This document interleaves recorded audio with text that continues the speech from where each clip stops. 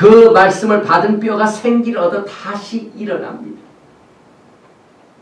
이것이 마지막 때 지금 필요한 말씀입니다. 그래서 엘리야가 주님 오시기 직전에 이 토라의 명한 말씀을 기억하라 한 이유가 바로 이겁니다.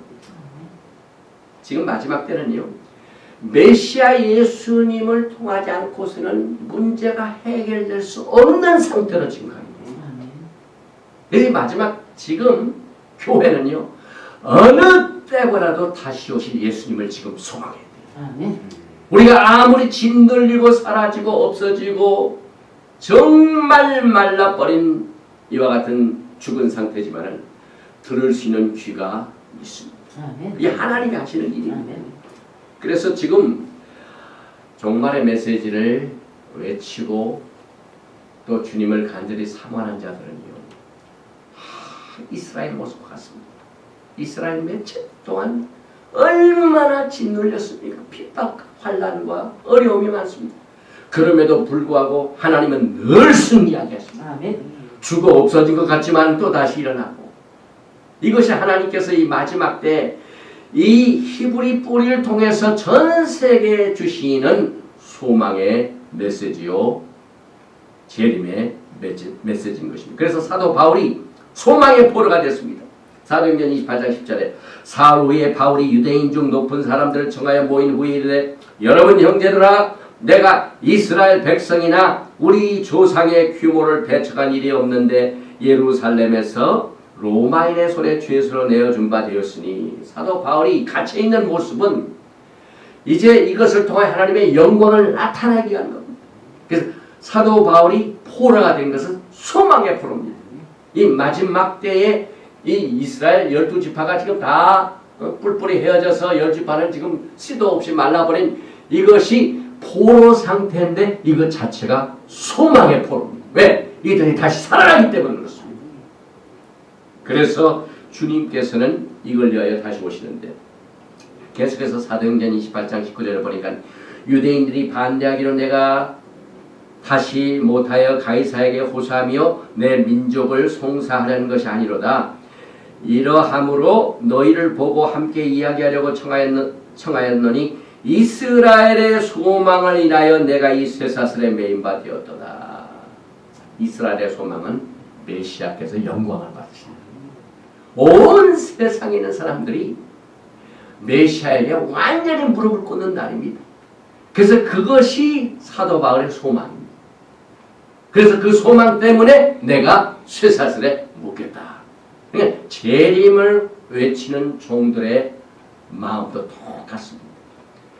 주님을 간절히 사모하고 기다리는 자를 언제 빛을 보게 되는 주님 오시는 날, 주님이 오시고 주님이 영광을 받으시는 날, 그것을 외쳤던 종이 힘을 얻는 날입니다. 그래서 주님의 영광은 우리들의 복스러운 소망이라는 말이 바로 여기서 있습니다. 그런데 이 히브리 뿌리 중에서 이 소망을 가장 잘 나타내 준 게 요셉과 또 그 형들과의 연합입니다. 지금 전 세계에 퍼져 있는 정통파 유대인, 메시아니 유대인들은 창세기 44장 이후에 있는 요셉이 이제 드디어 그 형들하고 만나서 자기의 신분을 밝히는다. 그래가지고 유다도 왔고 형제들이 와가지고 나는 요셉이라 말할 적에 그 형들이 얼마나 창피하겠습니까?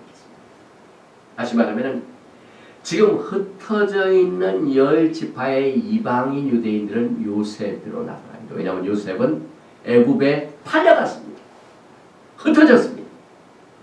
그 다음에 형들은 이스라엘에 있었기 때문에 유대인들입니다. 그래서 흩어져 있는 포로들이 다시 형들과 만나는 이 자체가 이제 주님께서 영광을 받으신다는데, 여기서 똑같이 이 요셉은 예수 그리스도의 모형입니다. 예수님이 얼마나 고난을 당하셨습니까? 그 형제들에 의하여 정말 죽임을 당할 뻔했고 팔려갔고 시기와 질투를 받아가지고 그 꿈꾼 것 때문에 시기를 받았지만은 다시 그가 애굽에서 잘 돼가지고 정말 기근이 있어서 음식을 얻으러 도움을 청했던 그 상태 자체가 요셉을 만나게 하는 계기가 됩니다. 이 마지막 때의 기근, 경제 불안, 이것이 예수님을 만나게 되는 계기가 됩니다. 아멘. 그래서 지금 요셉이 형들과 만나는 이것이 지금 이루어지고 있습니다. 여러분, 전 세계적으로. 지난 11월 달에 제3성전 연구소의 소장인 리치만이라는 그 소장이 있습니다. 하임 리치만. 이분이 정통파 유대인입니다. 그런데 미국에 와가지고 유대인 회당도 아니고 호텔에 머물면서 거기 조그마한 그 방에서 모임을 가졌는데 이방인들이 막 그를 만나러 왔습니다. 그러니 정통파 유대인이 너무 놀란 겁니다. 자기를 만나러 어떤 사람은 3일 동안 자동차를 타고 왔다 온 사람도 있었습니다. 그래가지고 이 하임 리치만이 너무너무 감동을 받았습니다. 유대인들과 이방인들이 서로 만나는 일들이 지금 벌어지고 있습니다.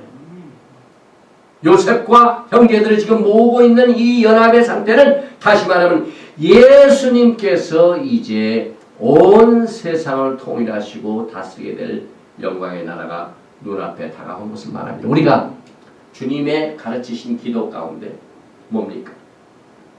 뜻이 하늘에서 이루어진 것 같이 땅에서도 이루어집니다.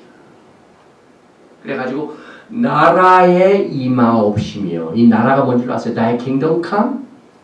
우리는 이 주기도문을 가지고 나라에 임하옵시며 나라에 임하옵시며 수없이 기도를 했지만은 이 나라가 이 지상에서 예수님이 만왕의 왕, 만주의 주로서 이 세상을 다스리는 왕국인 것을 별로 생각을 하지 못하고 기도합니다. 우리 기도는 늘 나라에 임하옵시며, 그러나 재림신앙은 없어요. 이제 주님께서 온 세상을 다스리게 되는 영광의 나라가 지금 눈앞에 다가왔습니다. 이것을 요셉과 형들이 만나는 것으로 토라는 가르칩니다.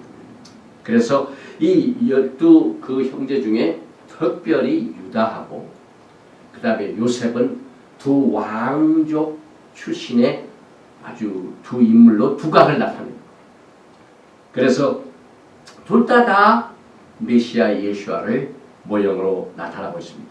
그런데 유다는 창세기 49장 10절에 홀이 유다를 떠나지 아니하며 치리자의 지파이가 그 발 사이에서 떠나지 아니하시기를 실러가 오시기까지 미치리니 그에게 모든 백성이 복종하리로다. 이 홀이라는 것은 왕권을 받았다.